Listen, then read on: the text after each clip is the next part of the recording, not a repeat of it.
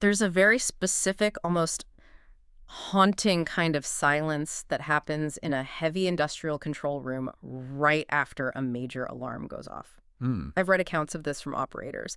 It's that split second where the klaxon stops, the red light is flashing, and everyone in the room just freezes. And they aren't looking at the screens. No, they're looking for one person. They're looking for one specific person, the old hand. The guru. Yeah. The one who's been there for 30 years. Exactly. They're looking for the woman who knows that the manual says turn the pressure valve to 50%. But this specific machine, it actually likes it at 40% because it's old and temperamental. That intuition, it's Yeah. invaluable. It's often the difference between a minor hiccup and a full-blown plant shutdown. Now imagine a world where you look around that room during an alarm and that person isn't there because they retired last Friday. And the person sitting in their chair is 24 years old and has only been on the job for like 6 months. That is the nightmare scenario. Uh-huh. And unfortunately, it's not hypothetical. It is the statistical reality facing almost every high-stakes industry right now. We're staring down the barrel of what the experts are calling the silver tsunami. The silver tsunami. It sounds almost poetic, doesn't it? But the data we have for today's deep dive is just, it's absolutely brutal. It is. We're looking at up to 50% of experienced operators in high-stakes industries. So we're talking energy, utilities, chemical manufacturing, aerospace, Right. retiring within the next 5 to 7 years. 50%. That is half the brain trust. That is half the institutional memory of the entire power grid just walking out the door to go play golf. And here's the kicker. You can't simply hire your way out of that hole. You can hire bodies, sure. You can fill seats. Yeah. But you cannot hire 30 years of intuition. You can't hire the muscle memory of exactly how a valve feels when it turns or what a turbine sounds like right before it overheats. Which brings us to the core of today's deep dive. We have this massive stack of documents about a major launch from EON AI Ventures and EON Reality. Dropped on February 18, 2026. Yeah. They're calling it the EON Enterprise Hub. Yeah. Their pitch is, well, it's aggressive. It's remarkably aggressive. They're claiming they can solve this brain drain crisis not by finding new human experts, but by cloning the expertise itself using AI. And this is where my skepticism radar started just pinging wildly, because we hear AI changes everything pretty much every week. Of course. But the specific claim here is that they can compress training development from months to minutes. Months to minutes. It's a great tagline. It's a great tagline, but is it real? Because if I'm running a nuclear facility or a pharmaceutical plant, I don't necessarily want fast if it also means sloppy. Exactly. So today we're going to tear this apart. We need to understand how this Genesis engine actually works, whether an AI can genuinely conduct an oral exam. Which is a crazy feature we have to get to. It is. And we need to figure out if this is actually a solution or just, more tech hype.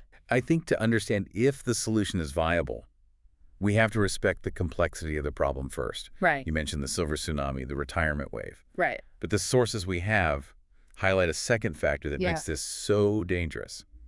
Complexity. Okay, so it's not just that people are leaving, it's that the job itself is getting way harder. Precisely. Traditional training, the way we've done it for 50 years, it's linear. You read a PDF, maybe you sit in a classroom for a week looking at slides, you shadow a senior guy for 6 months. The classic follow Bob around and try not to touch anything method. Exactly. But in a modern high-stakes environment, Bob is retiring next month, and the manual, that manual is 800 pages long, and it changes every time a new regulation is passed. The sources call this the crisis of competency. We have new plants, strictly regulated standard operating procedures, or SOPs, and a workforce that just can't absorb the information fast enough by just reading. And the cost of failure here isn't, a bad quarterly report. It's physical. The documents mention lockout tagout failures specifically. For anyone listening who isn't in heavy industry, can you just clarify why that's such a big deal? Sure. Lockout tagout is a fundamental safety procedure. Before you stick your hand into a machine to fix it, you have to ensure the power is cut and the switch is physically locked. So no one else can turn it on. Right. It sounds simple, but in a complex system with backup generators, capacitors, hydraulic lines, knowing exactly which sequence to use to de-energize a machine is, well, it's life or death. And if the new guy reads the wrong version of the manual or just skims that paragraph? Catastrophe. You get arc flashes, crushed limbs, explosions. That's the gap EON is trying to close. They aren't trying to make better PDFs. They're trying to kill the PDF entirely. So let's look at the weapon they're using to kill it, the Genesis engine. This is the core technology in the whole announcement. Right. This is the mechanism behind that whole months to minutes claim. Okay, so walk me through the workflow. I've got a 300-page safety manual for a gas turbine. It's dense, it's boring, it's full of diagrams. I feed it to the Genesis engine. What happens? So it doesn't just read it like a text scanner. It ingests the SOPs, the diagrams, the safety warnings, the tech specs. It understands the context. Yeah. And then it effectively reconstructs the machine in a 3D digital space. Wait, hold on. It builds the visual model from the text. It generates interactive 3D equipment. It segments the components, so it knows this cylinder is a flange and that box is a control unit. It labels them, and then it builds a simulation based on the instructions in the text. That feels like the magic trick part of the demo. Are we talking about some generic cartoon turbine, or does it look like my specific turbine? The claim is photorealistic fidelity. They want it to look exactly like the equipment on your floor. But the visual part, while it's impressive, it's not even the most important part. Okay. The most important part is what they call the update loop. Explain that. Why is the update loop so critical? Okay, so imagine a regulation changes today. Let's say a new environmental law requires a different venting procedure. Right.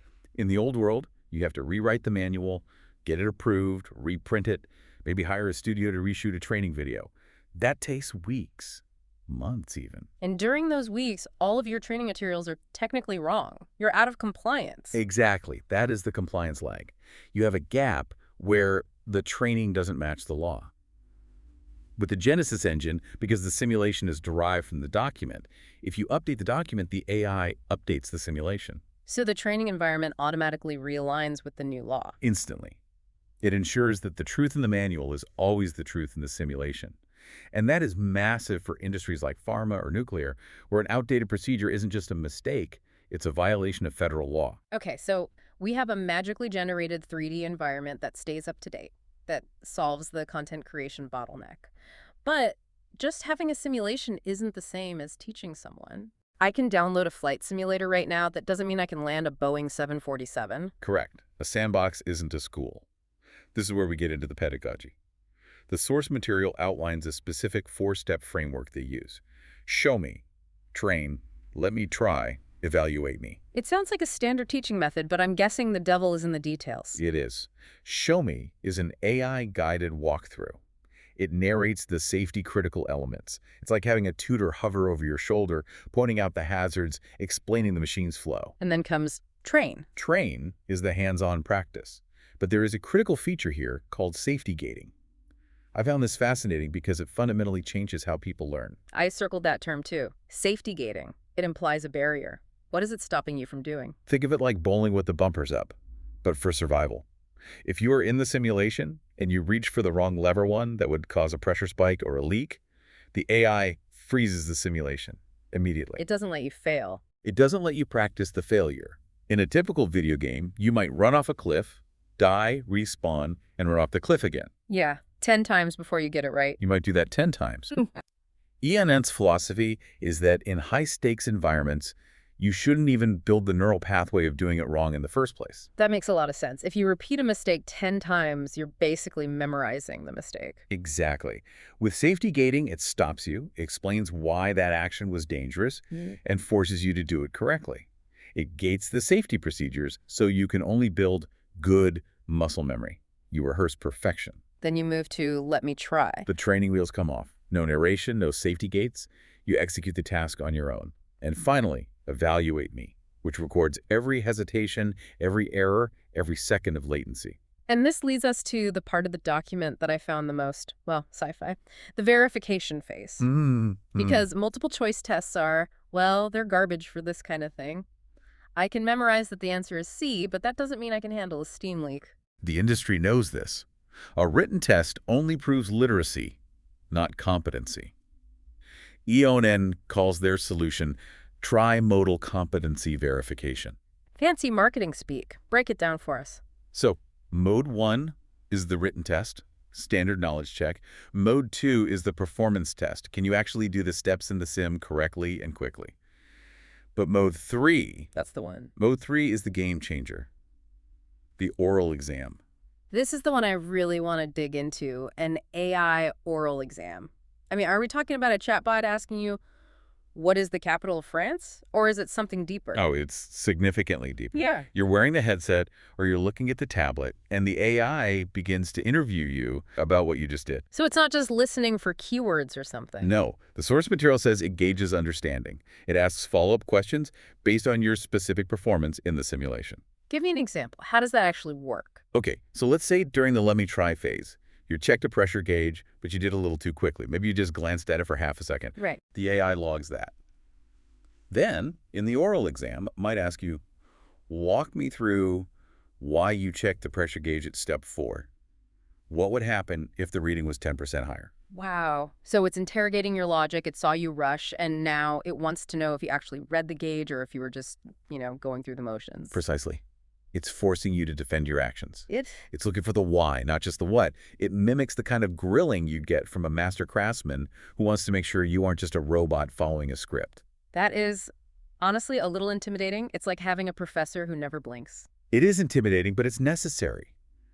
If you're signing off on someone's ability to run a refinery, you need to know they can think on their feet. Mm-hmm. You need to know that they understand the underlying system, not just the button sequence. And I assume all of this creates a paper trail. An extensive one. This is the other side of the coin, the audit trail. Every step, every answer in the oral exam, every simulation score contributes to an auditable competency score. So if a government inspector shows up and says, prove to me that Sarah is qualified to run this panel, you don't just show a certificate that says, certificate of completion. No, you show the data. Yeah. You show the entire descent of her competency. You can show that she performed the task perfectly 5 times, and she answered complex questions about the safety protocols correctly. It moves the industry from, we hope they know, to we have data proving they know. Now, we've focused heavily on the guy turning the wrench, but the documents also talk about the people in the nice offices, the leadership. Yes, leadership and crisis management. It feels different. You can simulate a valve, but can you simulate a panic attack? Can you simulate the fog of war?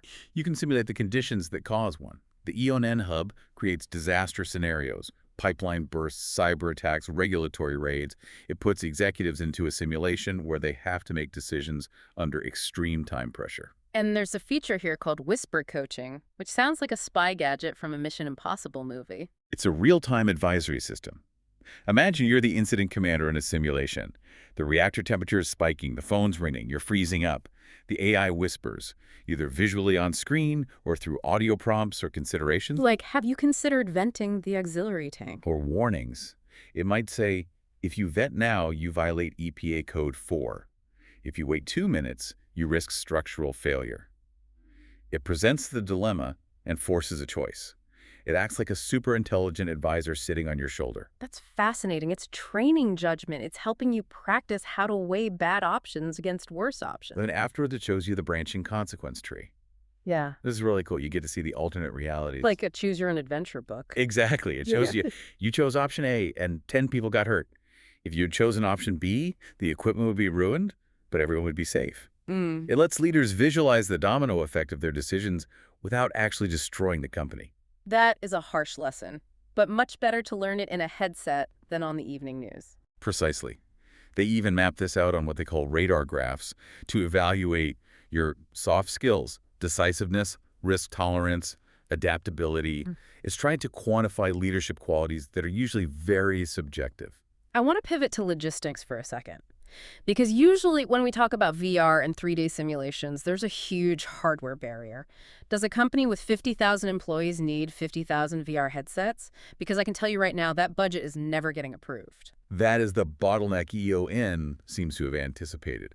They emphasize accessibility and full feature parity, meaning the simulation works on a $3,000 high-end headset, but it also works on a $300 tablet or just a standard desktop computer. But isn't the experience worse on a tablet? The immersion is less. Sure, you aren't in the room in the same way, but the procedural training is identical. You still have to click the right valve. You still have to answer the oral exam questions. It democratizes the training so you can roll it out to the entire workforce without buying a mountain of hardware. That's smart. It removes the excuse of, we can't afford the toys. It also integrates with their existing systems, ERP, HR software. They call it a single brand environment. It's designed to just slip into the company's existing tech stack so employees log in with their normal ID and start training. I want to touch on the philosophy here before we wrap up, because EON AI Ventures takes a bit of a swing at generic AI in their press release. They seem to be distancing themselves from the chat GPTs of the world. They are drawing a very hard line. They argue that generic large language models deliver 80% quality. Which is fine if you're asking for a recipe or writing a marketing email. If the AI gets the spice wrong, your soup just tastes bad. Right. If the AI hallucinates a slightly different ingredient in your soup, it's annoying. If an AI hallucinates a safety protocol in a chemical plant, people die. EON argues that high-stakes operations require 100% precision. So they're positioning themselves not as a generalist, but as a specialist. Correct. They are building spatial AI, specifically for the industrial context. They are betting that enterprises don't want a jack-of-all-trades AI. They want a master of their specific trade. They want an AI that knows the difference between a gate valve and a globe valve, not one that can write a haiku about them. It really feels like the industrialization of wisdom. That's the term we keep coming back to, digitally preserved institutional memory. It's capturing the ghost in the machine before it retires. So, boil it down for the listener. Why does this all matter? If I'm not a plant manager, if I'm just a regular person, why should I care about the EON Enterprise Hub? Because the world you live in, the lights turning on when you flip the switch, the Amazon packages arriving on time, the medicine being manufactured safely, all of that relies on a surprisingly small number of experts keeping very complex, very dangerous machines running. And those experts are leaving. So this isn't just about corporate training. This is about reliability. It's about operational confidence, as Dan Ligiskar, the chairman of EON, put it.